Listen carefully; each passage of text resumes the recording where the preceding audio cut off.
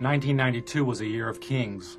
There was the LAPD beating of Rodney King, videotaped from an apartment balcony, and the hovering coverage of TV cameras and helicopters circling the city as the public rebelled.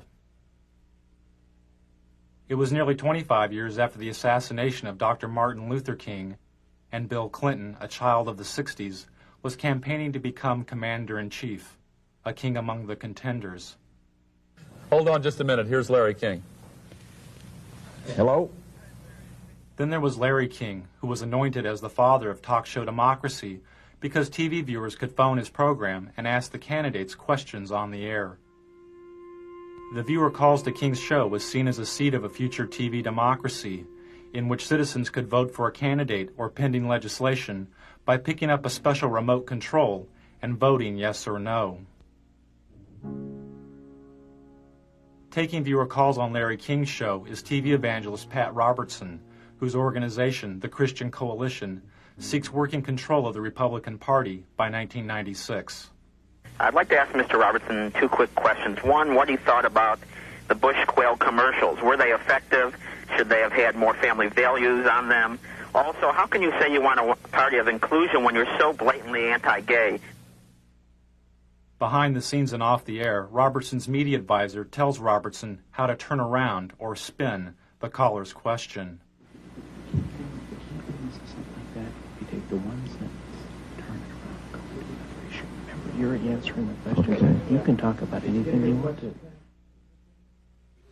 Well, I am moved. I want a kinder and gentler nation. This Bush campaign phrase was written by spin doctor and speechwriter Peggy Noonan. Because America is so infused by media that we are all spinning in a way. We're embellishing our story. Embellishment is okay. There's what's not okay. Where does spin the begin? The disingenuous part, the calculating, this isn't the whole truth part. If he tries to corner you on Buchanan, do the same thing, slide off it. Go back to the inclusion. You gotta expand the party, and you gotta bring everybody together. You can't worry about the problems of 1992. You gotta look ahead to 96. Focus on the future.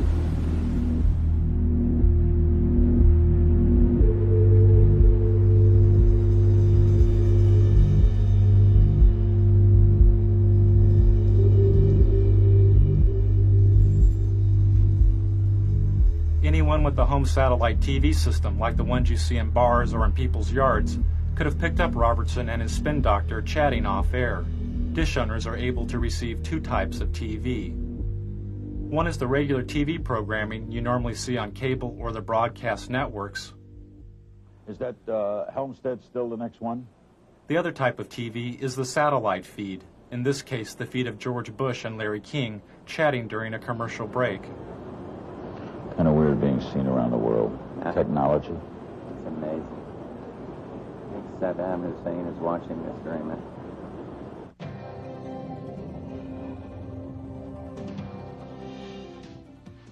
Satellite feeds are used by the networks to transmit images of news events from around the world. An event covered by the network is transmitted up into space to a satellite. The satellite receives and retransmits the image of the event back down to Earth to the network's headquarters, where the video image is edited and contextualized as television. The home satellite dish owner can watch regular TV, or they can tune in the satellite feed and see the event before it has been packaged by the networks as television. In 1992, I bought a couple of satellite dishes and spent the entire year flipping through the channels looking for feeds. I'd lock onto a satellite and go channel by channel through its transmission, recording the feeds. Then I would move on to the next satellite, and the next one, and the next one. By the end of the year, I'd recorded more than 500 hours of feeds. Don't put a lot of that garbage on it. What is this? Are we on the national? Can we turn that on? I don't want to be on national television being made up. We're just turning the camera away from you, so you can be made up. Some of the feed guests knew, and some didn't know, their images were being broadcast, unscrambled and visible, to over 3.5 million dish owners across North America. Those who knew they were being watched attempted to stay out of satellite TV's wide frame. But after spending hours a day inside of a television studio, television had become their home.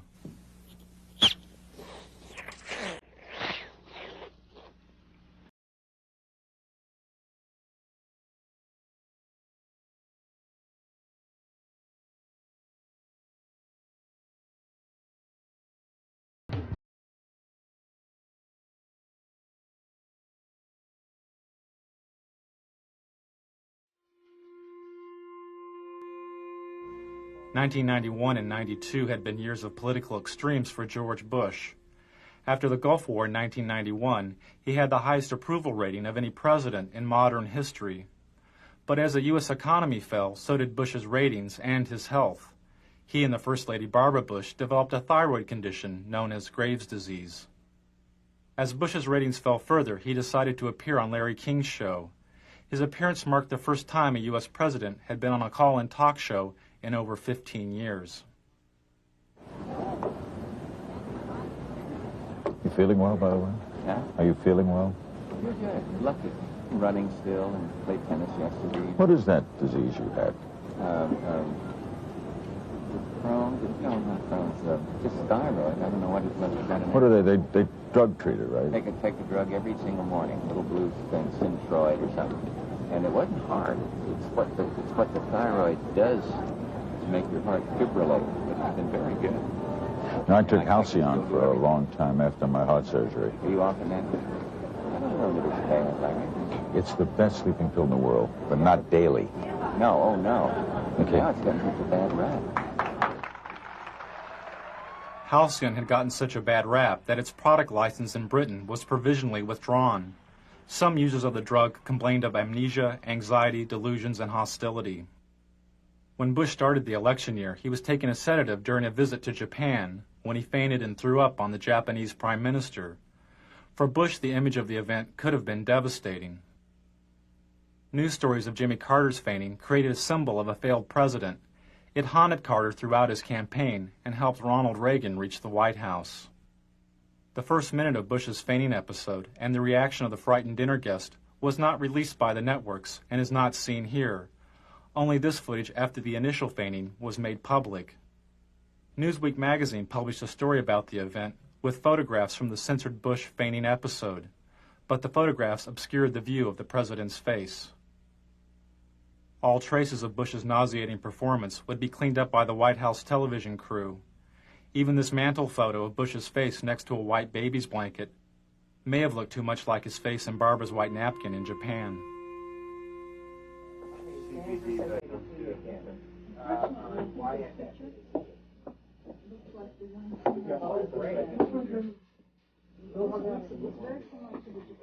You want to take one of Anna? You got it.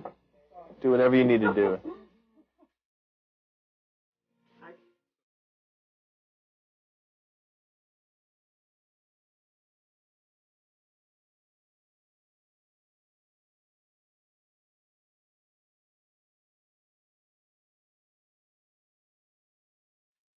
This is the White House television studio, the satellite TV hub, which the president used to make news. From the White House studio, Bush would go up on a satellite, give a 5-minute interview with a local news anchor, disconnect, hook up with another local news anchor, give an interview, disconnect, hook up with another one, and do this again and again and again. This type of satellite whistle-stop campaigning is called the satellite tour. This is a technician at the White House hooking up with TV stations in South Carolina and Florida for a satellite tour by Barbara Bush. Channel 4, do you read us in Washington? WYFF. Come in, come in. Remember that every single man, woman, and child in the state of South Carolina awakens to a freer, safer world because of George Bush. WIS, do you hear us in Washington? I would remind people that every single morning we all awaken to a safer, freer world because of George Bush. WCBD, do you hear us in Washington? And Nicole, I would remind you and the people of Florence that all of us awaken every single day to a freer, safer world because of George Bush. WCSC, do you read us in Washington? They themselves awaken every single day to a freer, safer world because of George Bush. Campaigning via the satellite tour allowed the candidates to cover long distances. But there was another major benefit. They could bypass the national TV networks. There was no need to feed through the TV network center and on to the local stations. The campaign was now the center and its own television network. This is great. I love these.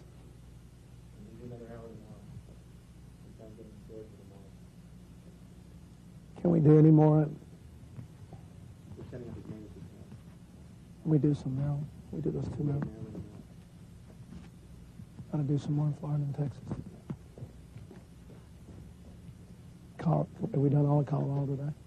Yeah, we got one more Today.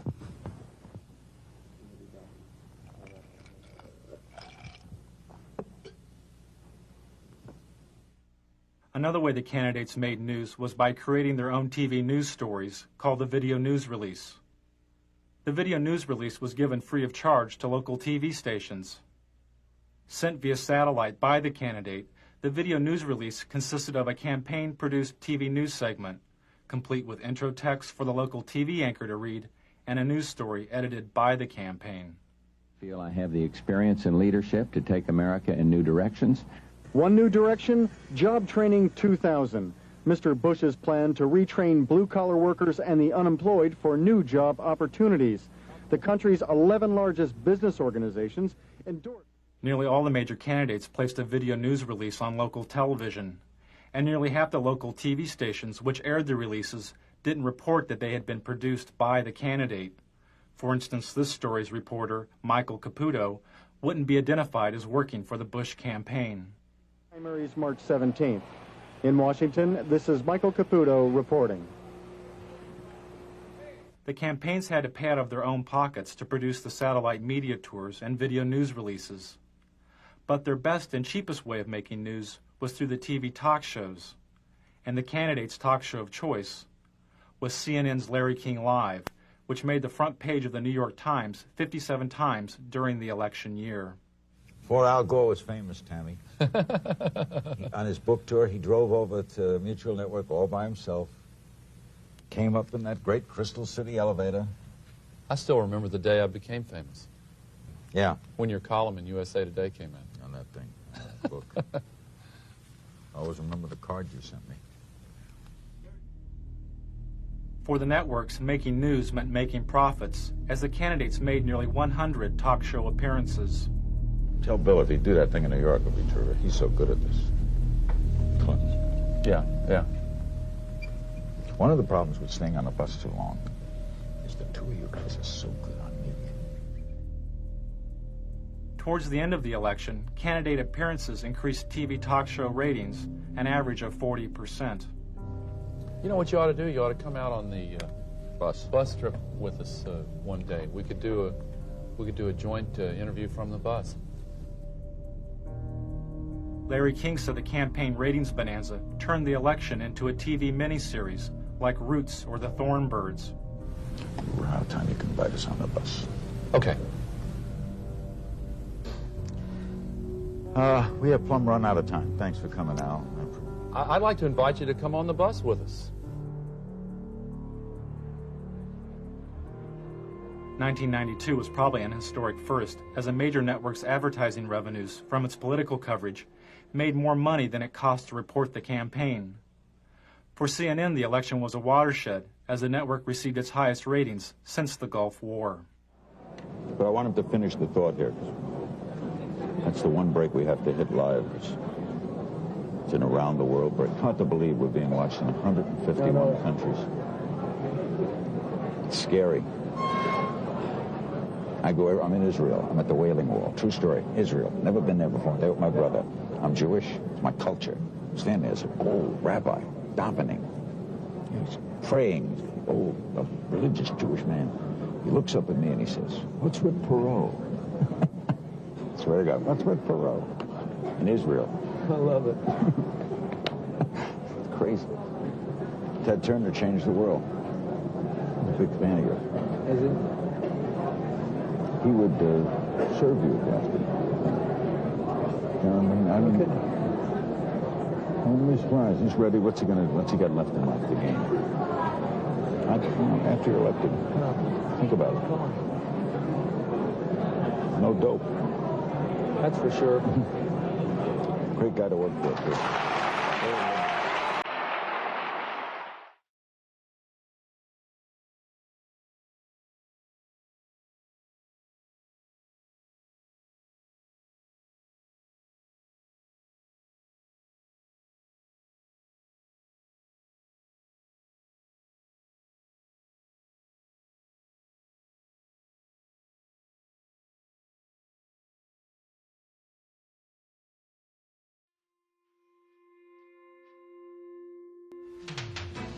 Amid continuing allegations of tabloid reports pointing to extramarital affairs, Arkansas Governor Bill Clinton is this noon campaigning across the South.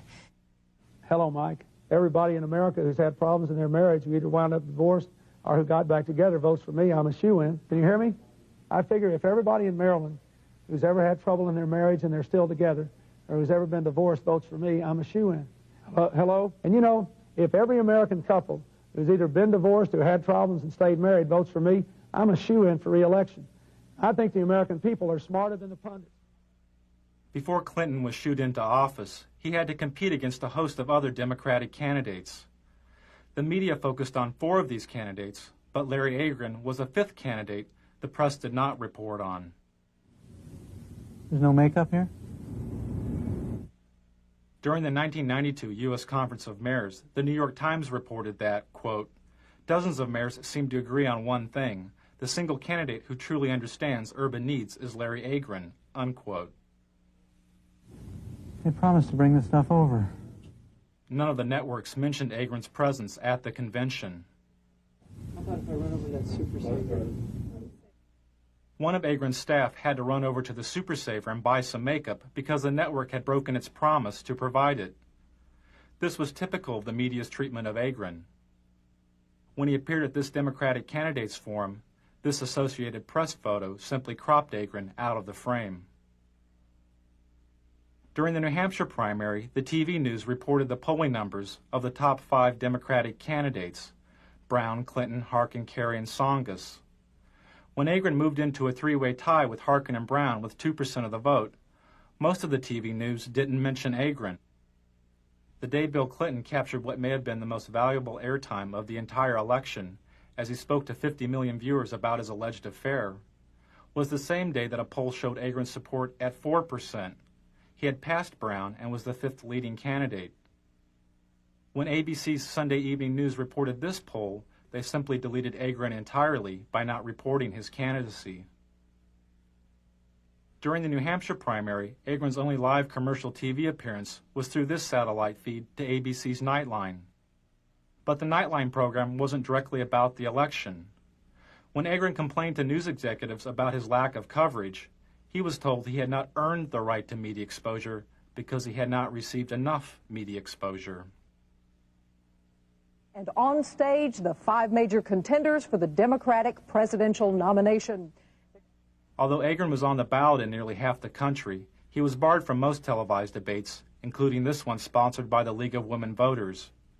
He couldn't meet one of the League's main criteria, which was, quote, recognition by the national media as a candidate meriting media attention, unquote. Good evening and welcome to the Democratic presidential candidates debate on urban America. Agron wanted to debate on urban America, calling for a 50% cut in defense spending and the reinvestment of some of that money into America's decaying cities. We are going to be coming to you, live from Lehman College, and you'll hear a bit of a disturbance in the background, but we'll go on with that in any case. The disturbance is Larry Agron, asking to be included in the debate so that he can explain his plans for defense cuts and urban revitalization. Transfer of President Ferdinand Ferrer, and Mr. President, I suggest you wait for just a moment till the man is quieted or chooses to quiet down. All right, Mr. Agron was quickly arrested. His court date fell on the first day of the Democratic National Convention. During this campaign, but very little said about the problems facing America's cities. Tonight, we'll change all that. Without media exposure and the debates, Agron couldn't quickly receive federal campaign funds, and his candidacy lost momentum. You look all right on camera. What's that? You look all right. There's no hot spots. So. Really? Okay. Well, you just got a mustache that shows through here. Okay, Why don't you go get some stuff, Mike? I am going to go. Oh, yeah. There we go. Campaign funds. The Democratic Party refused to include Agron in the debates or speak to the networks on his behalf. Agron talked about his exclusion, saying, "I've challenged my own party for its continuing complicity in Cold War thinking, Cold War rhetoric, and Cold War budgets." To restore order right now, there are 3,000 National Guardsmen on duty in the city of Los Angeles. Another 2,200 stand ready to provide immediate support.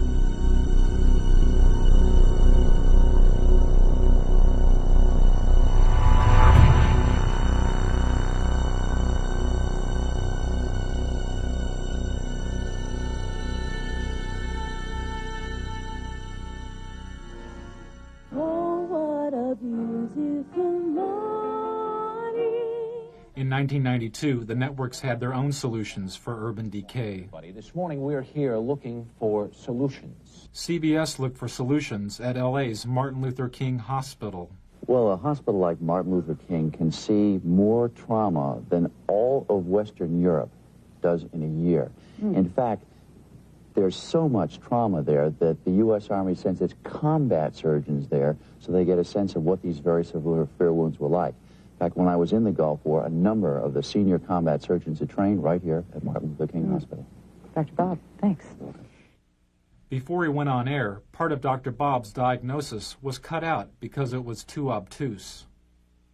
Yeah, so what's your impression? Because my impression is, you know, places like South Central LA, around the country, look more and more like real third world countries, or third world countries without the hope. That is, they had no medical care, they had no real economy, and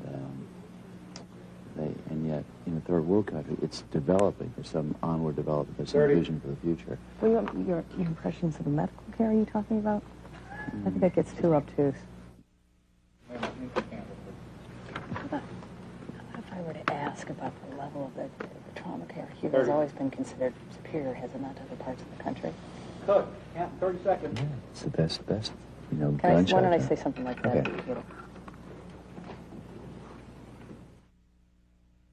As the conditions of the cities became obtuse to the networks, they turned to the suburbs to render a verdict on the campaign.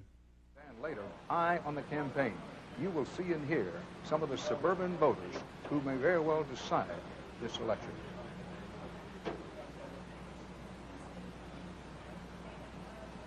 Back now live from St. Louis. There is news far beyond this city tonight. In, what is this, in Hawaii? In Haiti. Oh, well, they all look alike. In Haiti, a huge explosion leveled a three-story building in downtown Port-au-Prince. At least 15 Haitians were killed. Take a look at the roads leading into and out of Los Angeles. Lately, you see more taillights than headlights. A lot of people leaving this town for good. Where are they going? Anywhere else. Why? While the ethnically diverse cities were abandoned for the homogeneous suburbs, the networks created their own recipes for the melting pot. Make a note. Give it to Kathy, who may be the best at this. Since we're going to wish people a happy Rosh Hashanah, which is my idea and a good idea, just don't forget to check when Ramadan is. We have to wish all of our Muslim friends happy Ramadan. And then behind that, when you get to the Buddhist New Year, the year of the rat or the year of the monkey, whatever it is, we have to... got to be politically correct here, pal. After 4 Los Angeles police officers were found not guilty of assaulting Rodney King, the TV news moved away from the residents of L.A. and into the sky with 13 television-equipped helicopters. No justice, no peace. No justice, no peace. I'm sorry, we're still hung up in our court here. They're just marching up and down the streets, and they formed a big bulkhead here at the end of at the corner. The distant coverage in the sky was emulated on the ground by the scarce street reporters who tried to glide by without speaking to the protesters of the verdict. With the chants, no justice, no peace is what they're chanting. You can hear them now. We can still going here. No justice, no justice, no peace. No justice, no peace. We ain't got nothing to say. There should never have change, people. There should never have been a change of venue. No justice. There should never have been a change of venue. And as a result, this is what you have. This is what you have. There's not Crips down here. There's no Bloods down here. There's just concerned citizens down here that don't like the way the system is done. This is what we're talking about. Sir, could you tell me? Could you tell me? Okay, they're off. No justice. You did that. They cut us. Huh? They cut us when you did that. No justice, no peace. The voiceless scenes from South Central LA, where nearly 50% of the children live in poverty, was contextualized by the $600,000 a year TV news anchors. As the looting goes on in a senseless fashion, people arguing for sanity on the one hand, simultaneous looting in a random fashion for things that people can't even use.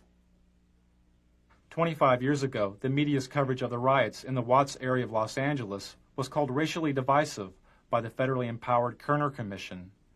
The commission was formed in order to find the root causes of the urban violence of the late 1960s. It found that one cause was the massive economic collapse and poverty of the cities. The other was the media.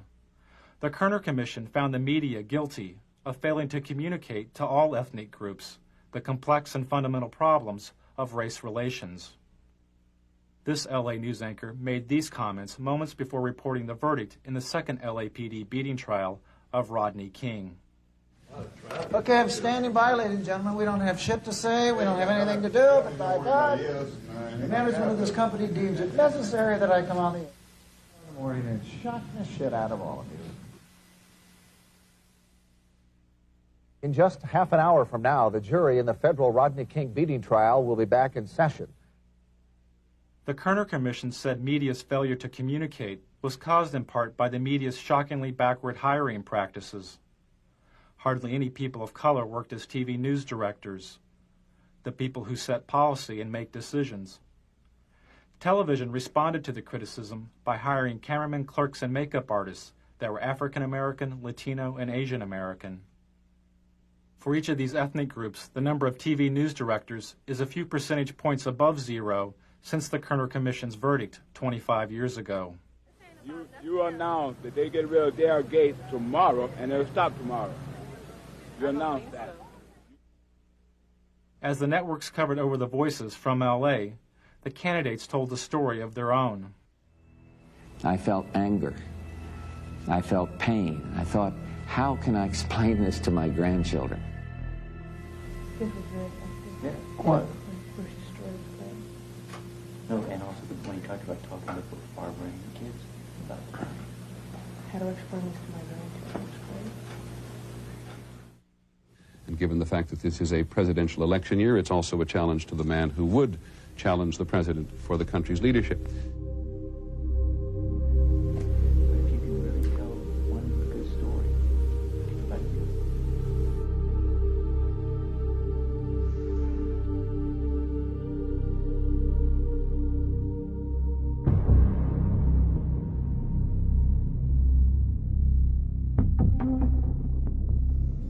Everyone knows the old rhyme. In 1492, Columbus sailed the ocean blue. We know his voyage took him to the New World, and his arrival changed the world forever. But beyond that, much about Columbus remains the subject of some dispute.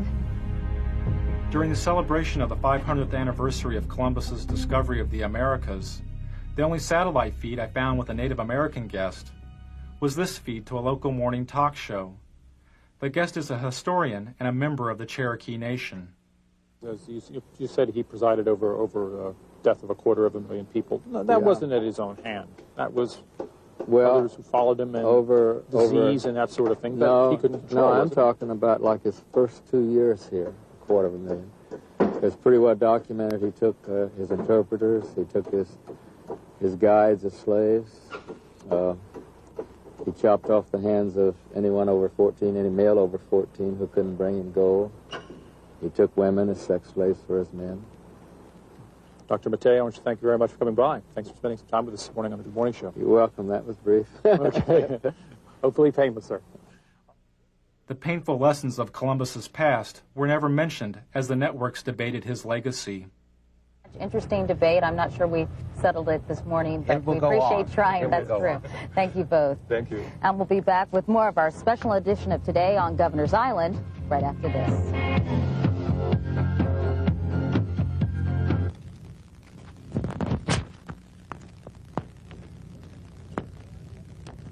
What did he say that made any sense? Anything? They just, think that he ruined the paradise and had no respect for nature and treated the Indians like dog do and... What the hell does he know? 1 minute. Okay.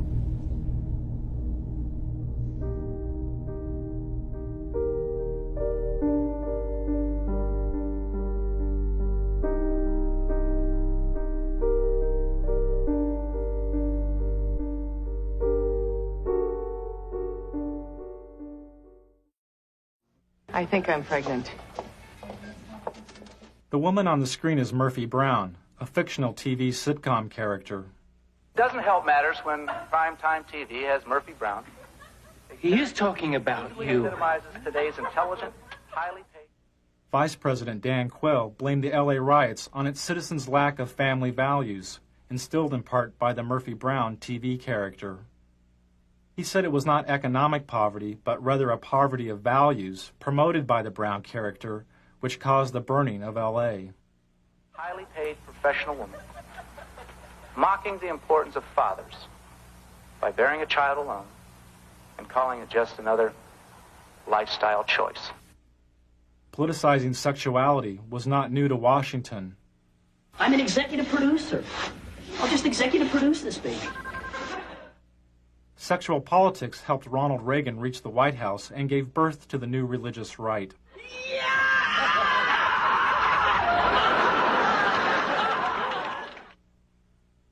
After the Republicans lost the presidency to Jimmy Carter, some conservatives theorized if the Republican Party would oppose abortion, they could split the strong Catholic voting bloc of the Democrats and elect a Reagan and Bush ticket to the White House. As a senator, George Bush was against outlawing abortion. But as Reagan's vice presidential running mate, Bush changed his position and supported a ban on abortion. Well, you haven't given us any specificity about where you stand on this, Senator. In the past, particularly in the House of Representatives, you voted against federal funding for abortions, and that meant for poor women. In some circumstances. Well, tell us the circumstances, please. All right. The circumstances debated have involved rape and incest and life, where the life of the mother is in jeopardy. As a congressman, Al Gore voted against using federal funds for abortion. But as a vice presidential candidate, he changed his position and supported using federal funds for abortion as part of the Clinton health care plan.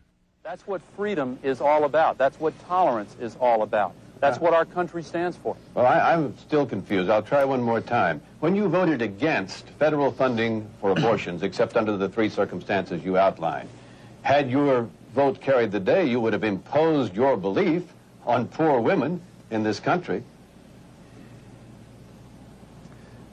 There was no and there is no national health insurance program today. We do not have the kind of comprehensive coverage.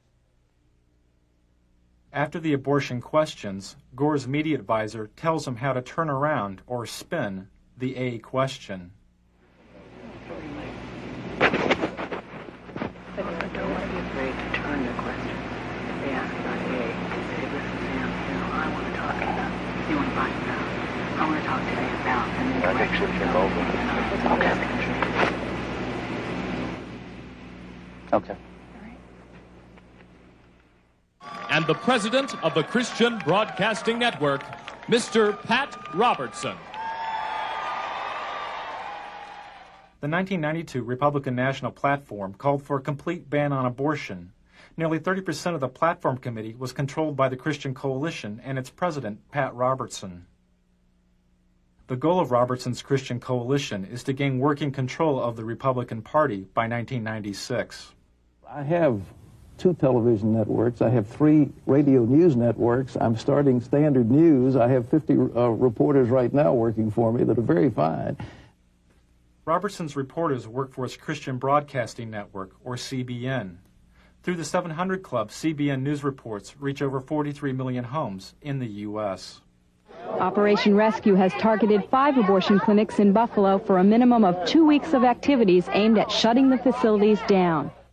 In 1992, Operation Rescue was a top news story for CBN. A battle both sides vow to win. Andrea Francis, CBN News.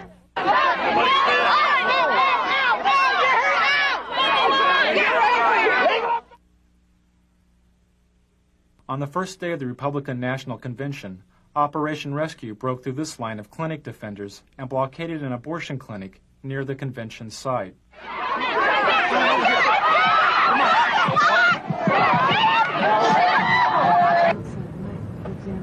That same day, Robertson had this discussion with a CBN staff person. I have sent word to keep that Operation Rescue. I don't want one word on this program this week about Operation Rescue. Well, we're not. We're not. I don't want to cover it. I don't want to talk about it. And I want you to do it. That same morning, Republicans who supported women's right to choose an abortion held a rally in Houston led by Ann Stone. Ann Stone, I mean, we felt like we should cover it as in Don't cover anything about the abortion debate any longer. It doesn't matter. They passed the platform. Yeah. You need to get cameras covering our rally, our God. Oh, we're there. We're going to be there. And does it start? And then you need cameras it's crunch shooting time for President George Bush or me sitting in the vice president's spot. Various things. Okay, we can have see this. Both. Both. Okay. 5 minutes before. But I believe in objective news. I believe in balanced news. I don't want to slant the news. I just want to tell it like it is. How many camera crews do we have? We have 2 here. You get 2 reporters, and you stick those cameras in face anybody you want to start asking a question. Hey, You Luke. ask a tough question. I let them know right now we haven't seen you. I mean, get out there. Don't even say who you're from. He doesn't show me. We'll just go from the. What do you think is the president of the taxes? You think this thing like Persian Gulf, there might be a military gimmick? You think that's an election? I mean, And then Pat will discuss with them. you know what I'm saying? I mean, and cameras right in their face. Senator, go up and ask you a question. Boom. We'll do it. We'll do it. If they want to play hardball, we play hardball. I'm not sure at that point there's going to go along. Televangelists play some of their hardest ball at the expense of the gay community by using the AIDS crisis. 52, 796. It was a squeaker, but we made it. And the totals are going. By 1985, viewers were giving an estimated $100 million a year to Robertson's TV program. When televangelist Jim Baker was sent to prison for mail fraud, and Jimmy Swaggart was caught with a prostitute, viewer donations to televangelism plummeted. A lot of broadcasters are gone. Some needed to, some it was financial pressure. Televangelist Jerry Falwell's ministry was nearly bankrupt. Then he sent out a fundraising letter which claimed AIDS-infected homosexuals were purposefully infecting citizens by knowingly giving their AIDS-infected blood to blood banks. In the fundraising letter, Falwell said, quote, "They know they are going to die, and they are going to take as many people with them as they can," unquote. His ministry was revived.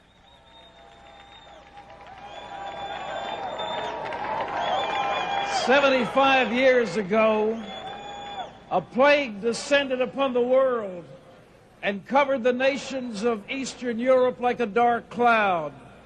But ladies and gentlemen, a more benign but equally insidious plague has fastened itself upon the families of America. At the Republican National Convention, Robertson characterized communism and government bureaucracies as plagues, a thinly veiled reference to the AIDS crisis. Robertson supports the theory that gays have conspired with other supposedly subversive agents in order to undermine the nation. Ladies and gentlemen, the carrier of this plague is the Democrat Party. That Republican convention was one of the most hateful things. I'm a Republican, But I'll tell you what, Pat Robertson personally was one of the reasons why I voted against George Bush. Okay, now, Pat, he's saying you would not let a pro-choice person chair your party, or you would try to stop it. He just contradicted what I just said. I'm sitting here in this chair telling you something different, and he said I won't do. How does he know what I'll do? I think if he obviously didn't hear my speech at the convention, because it closed with a beautiful story of a lovely lady holding a little starving child in her arm, and it was a call for a better world and one nation under God. I can't see how anybody said that was hateful. I don't know where he's coming from, but there's something there that is not just on the surface, I think, because I didn't say the things he said I did. We'll be right back with Pat Robertson and Lynn Martin and more of your phone calls on Larry King Live, then Tina Sinatra. Don't go away.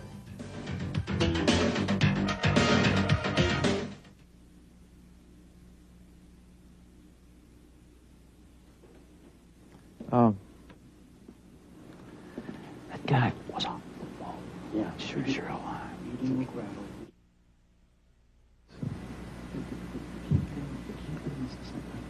take the one sentence, turn it around, go into another issue. Remember, you're answering the question. Okay. You can talk about anything you want to. Yeah. What's that? Did you get a good question? No. This last one is. The last one, I didn't get I said, who in the heck is screening these calls? I've had one person call him a bigot. I've had another person call him a zealot. Let's get some balance out there. Well, the last one. It's too late. The last one's okay, but the first three were all homosexuals. I know. Remember. I've had this before. You can answer the question any way you choose to. I hear you. All right? Remember, so take it where you want it to go. Take it where you want it to go. I don't like the producer of this segment. Well, they were trying to set me up. Yeah. That's what they told me. And that's what the Harris people told me. Did they accomplish it, or have I come back on it? No, I think you're fine. I think that I'm just very upset. Yeah. Well. You haven't come across anybody as being angry. Oh, no, I'm not angry. Who's angry? You look good. Well, thank you. I think they'll be out of here in about another. I hear you. You're right.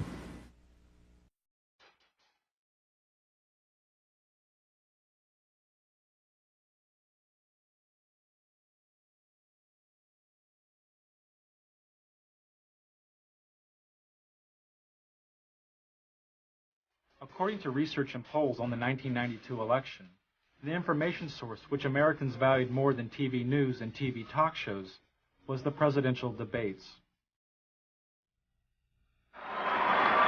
And this would mean that there would be 4 televised presidential debates, more than ever held in any presidential election.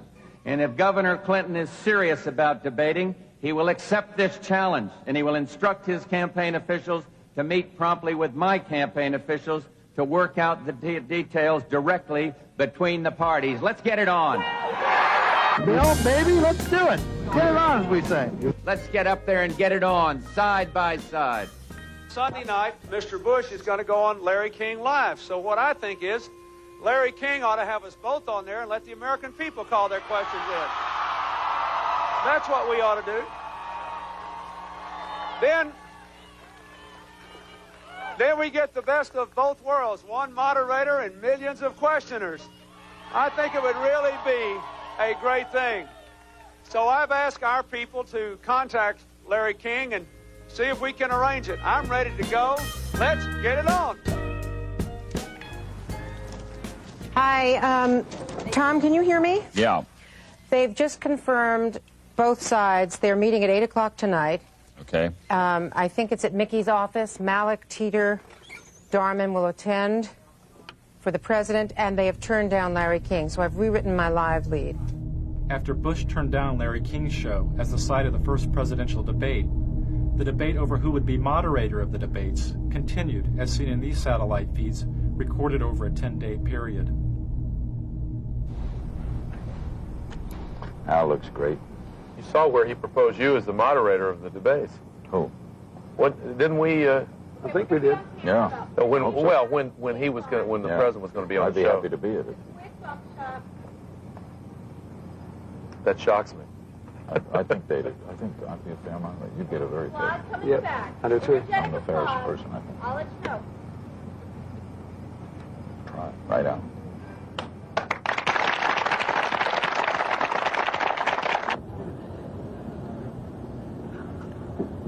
You're doing great. I will tell you. I'll be the first to tell you. Did they pick the journalists today for St. Louis? Mm-hmm. Did they pick the reporters? Not yet. Mm-hmm. Okay. Thanks. And I still think, you know, there's a lot of merit to that. Who's on Sunday night? We know yet? No, the moderator? I don't think so. We know yet. No, it hasn't been chosen. But you have input, they have input, Pro has input? That's correct. Right up my alley. That stuff's right up my alley. No one would get it in the edge. What's that? To be fair.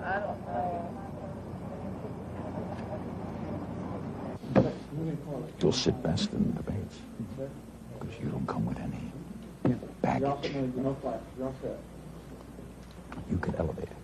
Every time we talk about something silly, you say, come on. What a waste of time. To me, you sit very effective. You could have a great effect on yourself. Just let's go get it on. Get it on, so to speak. King was never chosen as the moderator of the debates. Good evening and welcome to the second of 3 presidential debates between the major candidates for President of the United States. So, President Bush, I think you said it earlier,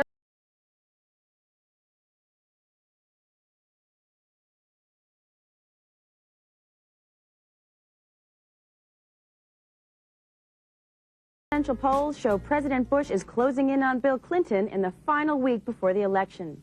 One poll shows the two candidates are almost even. A CNN USA Today poll shows Clinton and Bush virtually deadlocked. 4 days before the election, George Bush made his final appearance as president on Larry King's show. What a night, what a finish. What a year for me. Huh? A year for me, it's been unbelievable. Changed the world. It's different. CNN poll today? Mm-hmm.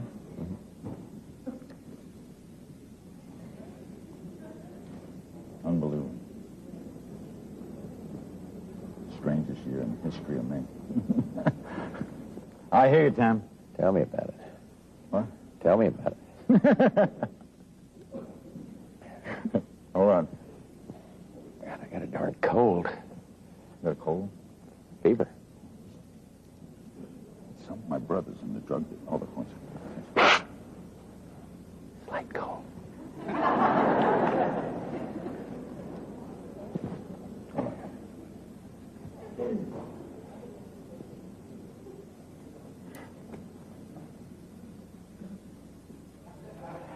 Thanks, Patrick. Right ahead, a historic evening. 90-minute special, Larry King Live, with the President of the United States and your phone calls. It's next from Racine, Wisconsin.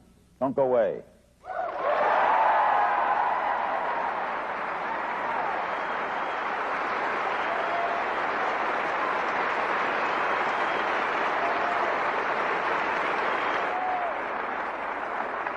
My brother's in the pharmaceutical business. He says there's a new pill coming from Israel, better than housing. You mean for sleeping or decongestant? Great.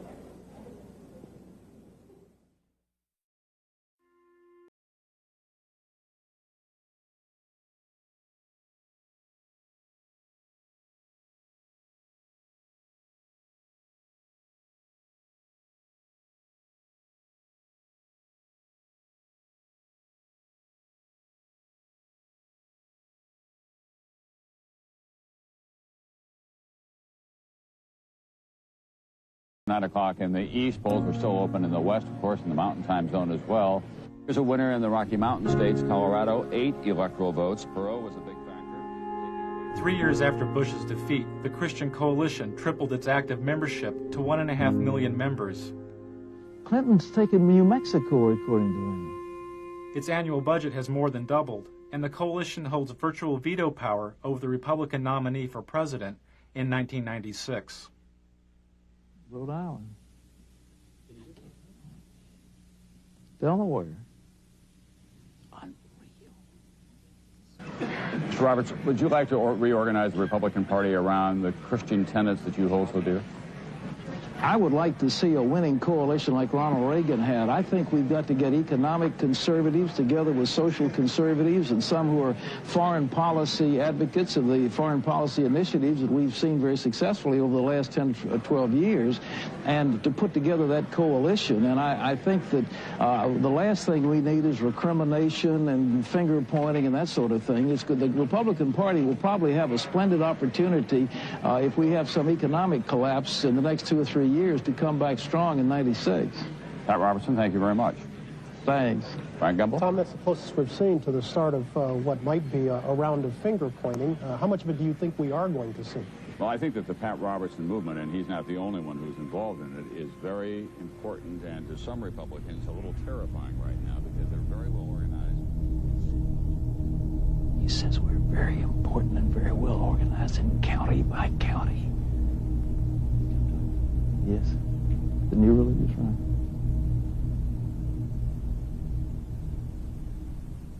They'll organize out of sight of the conventional machinery and then go out and win.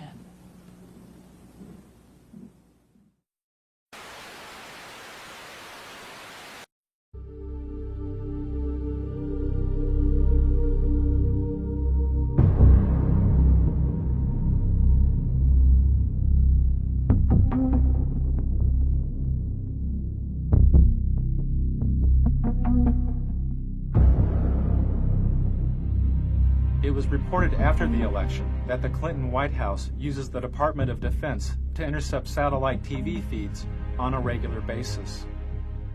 This monitoring practice started during the 1992 election, as Al Gore's wife, Tipper, found out during the campaign. Everyone's watching on Little Rock. Okay. They're watching these satellite feeds? Oh, yeah, we can...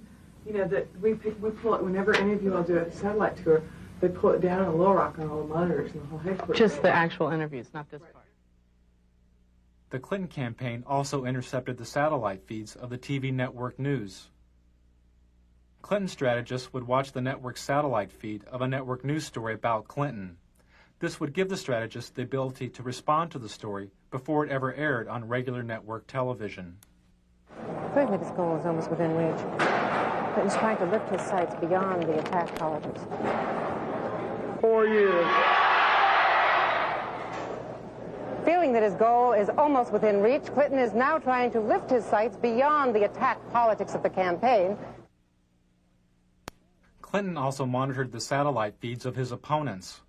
According to the American Journalism Review, the Clinton campaign intercepted the satellite feed of a Bush commercial 36 hours before the commercial aired on network television. But here's what Clinton economics could mean to you. $1,088 more in taxes. $2,072 more in taxes. By intercepting the feed, Clinton strategists had the ability to respond to Bush's ad before the ad had ever aired. 4 years ago, he asked you to believe him. Read my lips. Now he's asking you to believe his attacks against Bill Clinton. I need to get the big banner on the TVC. I need to use it as a tool to flush out the Bush quail sign, say abortion, right in the corner there, and you're talking. This is a satellite feed of a Clinton rally. The person you just heard speaking was probably one of Clinton's security team standing near an open microphone on the stage. The instructions he was giving may have come from Clinton's staff in Little Rock, which regularly monitored the feeds of Clinton's rallies. Don't point.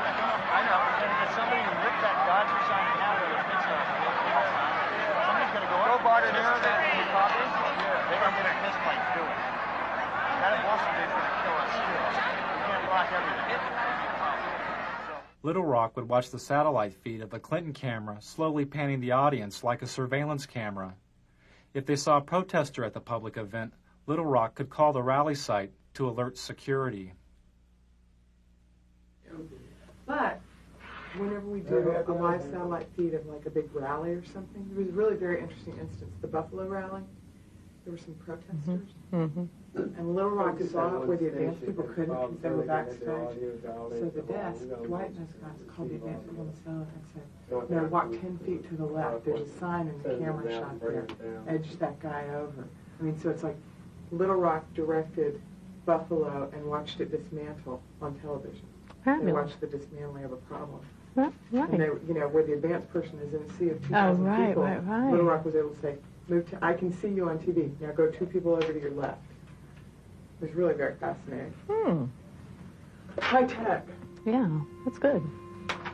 So that's why when they said there are shadows on your face, that was Little Rock. Shadows on your face. Oh.